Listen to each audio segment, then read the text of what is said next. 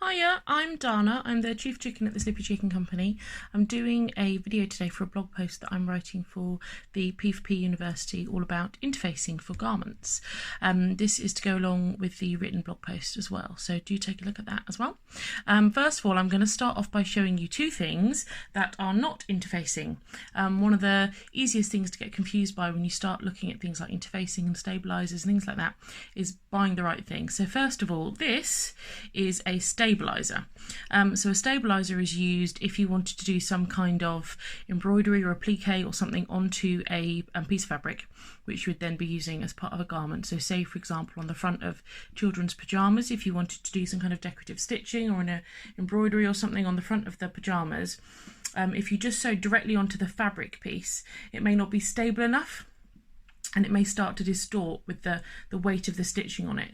And so what you would do is you would sew a piece of stabilizer onto the back of the fabric first, and that just adds extra weight to the fabric, so that when you then start to sew onto the front side of it, the stabilizer gets put onto the wrong side. When you start to sew onto the front of it, the stabilizer just helps hold the fabric in place and stops it getting distorted. So that's a stabilizer, which is not an interfacing.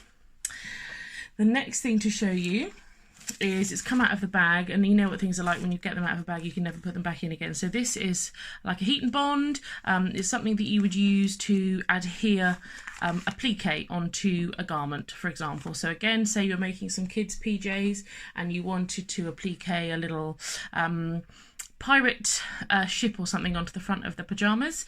You could use heat and bond. The instructions are all on the back of the packet. There are various different brands, but it's a way of using a double-sided adhesive paper onto the back of the applique piece, and then you press it onto the fabric and it stays in place and it adheres onto the fabric so that you can then sew around it with your applique stitching. But again, this is not an interfacing. So we're now going to move on to proper interfacings. I'm going to start with a lightweight interfacing. So they come in various different weights. The pattern that you use will tell you what kind of interfacing you want. So for example, you are making the timeless tunic. In the instructions for that, it does state that you need a lightweight interfacing, which would be something like this. So you can see it's kind of floppy. It's quite soft to the touch. On the back of it, you'll be able to feel if it's an iron-on interfacing, because on one side of it will feel rough.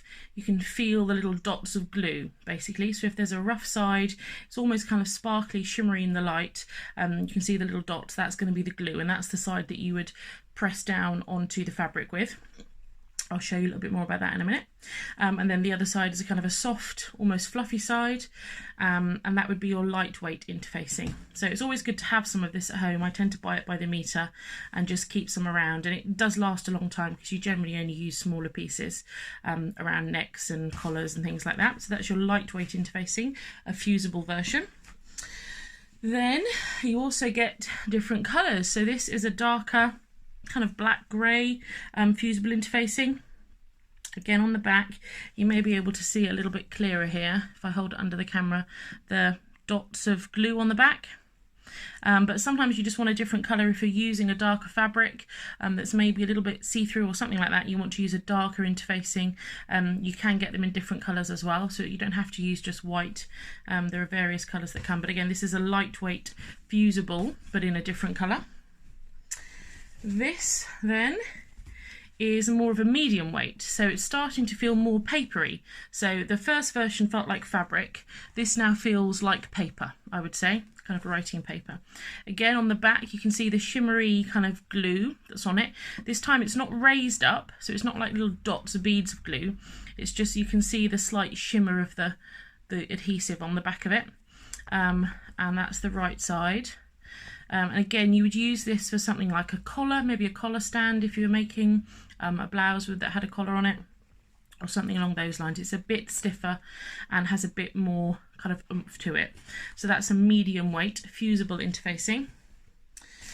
Then I'm just going to show you quickly on this little offcut, which is the same kind of weight. So this is again a medium weight fusible interfacing, and you can see if you're buying it by the metre on the selvage, it will often have printed which brand it is and what weight it is, and then it will give you washing instructions, and it will also tell you how to iron it on and what heat. So this is 2 dots of an iron heat, and then how long for, 8 seconds. So you would put the gluey side down on the fabric and then use a pressing cloth over the top, or whatever your preferred method is, and then you would hold the iron down pressed for 8 seconds. But again, I'll do a little demonstration in a bit to show you how I like to adhere my fusible interfacings, but that's just to show you the selvage.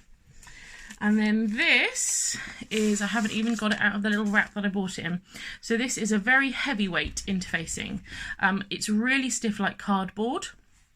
And it's quite thick, which hopefully you can see here on the camera. And this is a sew-in interfacing, so there is no adhesive on this.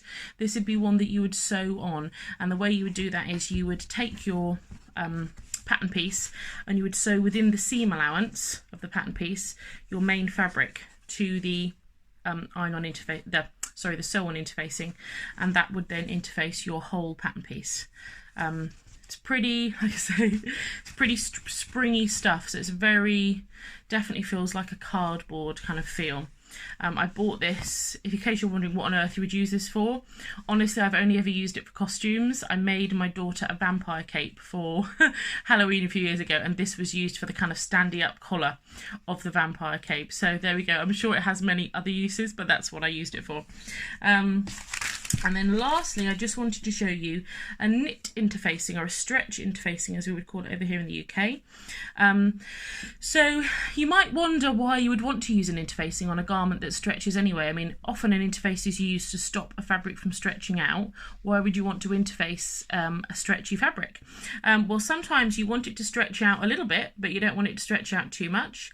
Or if you do want it to stretch out, you want it to bounce back again.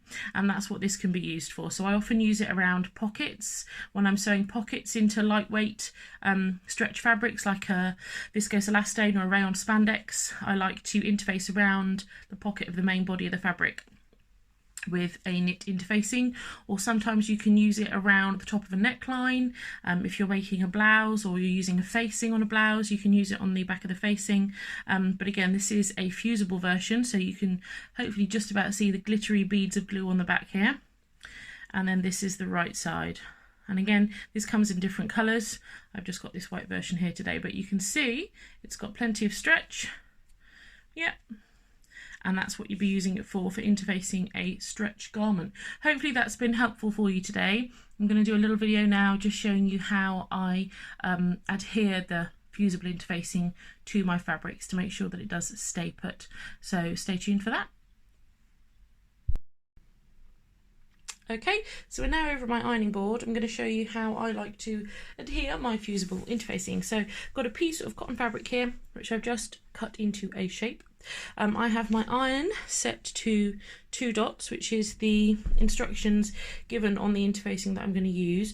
Obviously make sure, regardless of how hot your interfacing says it can be, you don't want to have your iron set at a temperature that's too hot for your fabric, so bear that in mind as well. And then what I'm going to do is turn my fabric over, so I've got the wrong side facing me. Get rid of that little bit of thread. And then I'm going to take my interfacing and I'm going to put it shiny side, so hopefully you can see here there's like a shimmer to this side, that's the glue. I'm going to put it shiny side down onto the fabric, and you can see my piece of interfacing is fractionally smaller than my piece of fabric. That's because I've trimmed the seam allowance off. So normally you would be instructed to trim the seam allowance off your interfacing. It often just makes the seams too bulky when you start sewing it together. Sometimes you're asked to leave it on, but not often. And then I very quickly just give it a very quick press just to try and stick it down a little bit. There we go. So it's mildly adhered. And then I'm using a pressing cloth, so mine is literally just an old tea towel. You don't need to have anything fancy. And then you're going to make sure you catch the edge of the garment, and you're going to hold it down for 8 seconds. So 1, 2, 3, 4, 5, 6, 7, 8, and then you lift up and you move over and you go again. 1, 2, 3, 4, 5, 6, 7, 8, and then lift up and move over. 1, 2, 3, 4, 5, 6, 7, 8. There we go. So there is no ironing, it's a press action. You don't want to be jiggling it backwards and forwards again. And then you can take your pressing cloth off what you have to do, often I find it's not enough. So for example, here you can see that's barely adhered at all. So what I'm going to do is do it again. You need to make sure that it really adheres. So I'm going to hold it a little bit longer. There we go. I'm going to try that again. Because it's going through the pressing cloth as well, it needs a little bit more.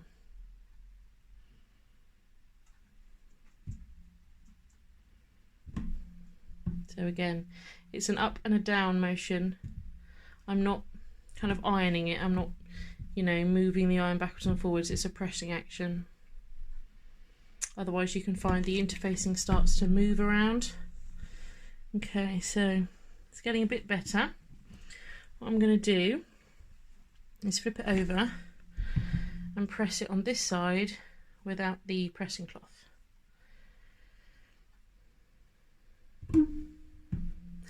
Sorry, I've got this tabletop ironing board. It's a bit squeaky on my sewing table.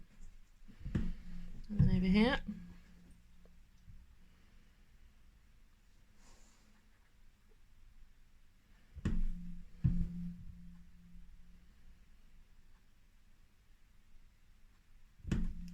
So I'm not ever pressing it for longer than 8 seconds.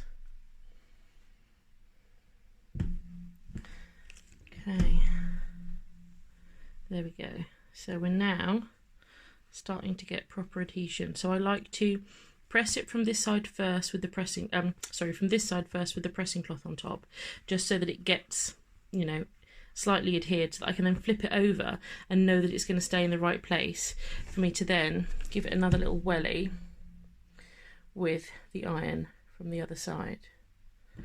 And sometimes it takes a few goes, but it's important not to overdo it or you can burn your fabric. This thankfully is 100% cotton, so it can take an awful lot more heat than I'm currently giving it. But if you were using a lighter weight fabric, you may just need to be careful, or keep using that pressing cloth and maybe just hold down for a smidge longer. Okay, because it's really important that you get the edges. So the edges are the first things that start to peel off. So you need to really make sure that all those edges, see, can you see there? That's not got that one, but it has mostly got that one. So I'm just going to do these two top corners again. It's always the corners that have problems. So we'll give them another little go. And then this one again. So you haven't got to push down or anything like that. It's just the weight of the iron will do it. You just need to get it hot enough for long enough for the glue to melt.